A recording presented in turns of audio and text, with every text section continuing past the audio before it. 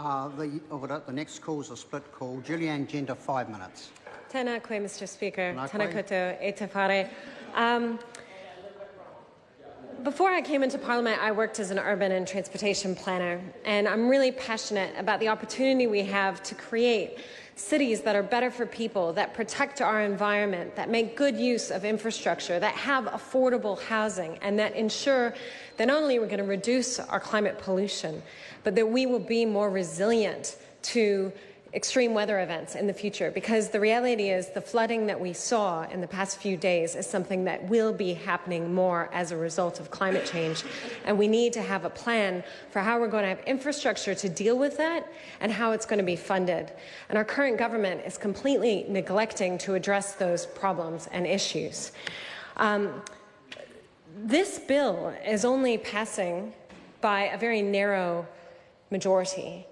And I think that's a real shame, because there have been calls across the board for a review of the Resource Management Act. The original architect, Sir Geoffrey Palmer, called for a Royal Commission of Inquiry to ensure that we had a broad-based, evidence-based review of the legislation so that we could improve it and solve some of the ongoing systemic issues with it.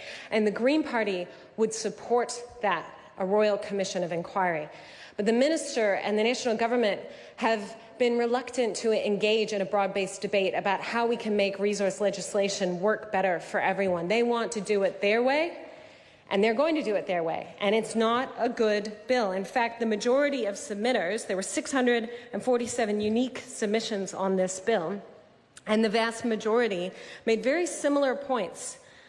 Fish and Game New Zealand, the Environmental Defence Society, Forest and Bird, made similar points to people like Fonterra, quarry operators, infrastructure operators, and many of them described the proposed ministerial regulation-making powers as excessive.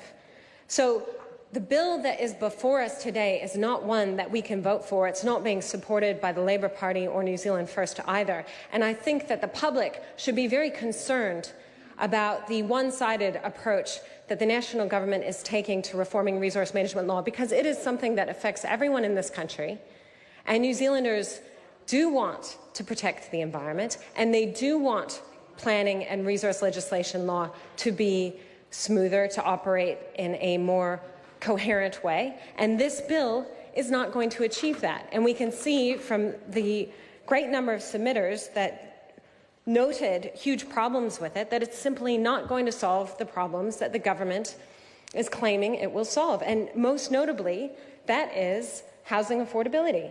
The minister claims that housing is unaffordable uniquely because of the RMA, and that is just rubbish. There are a whole number of factors that are influencing house prices.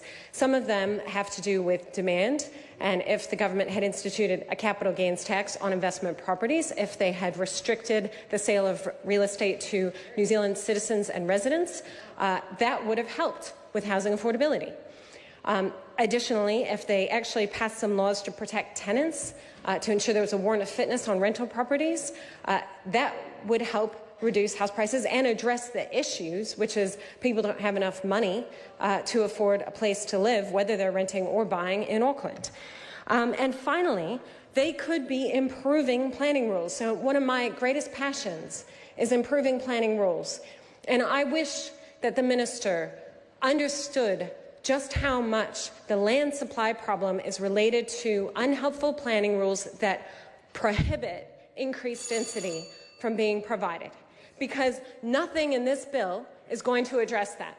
Nothing in this bill is going to address that. In fact, the minister constantly conflates issues with planning rules with the RMA. The planning rules are determined by councils, and if the minister used national policy statements and national environmental standards to a greater degree, and undertook the sort of consultation that's needed, then we might have better planning rules.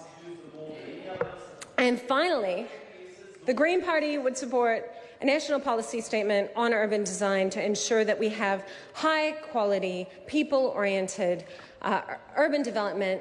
It also needs to be championed by the public sector. We need a public sector-led development agency. Just look at Hobsonville.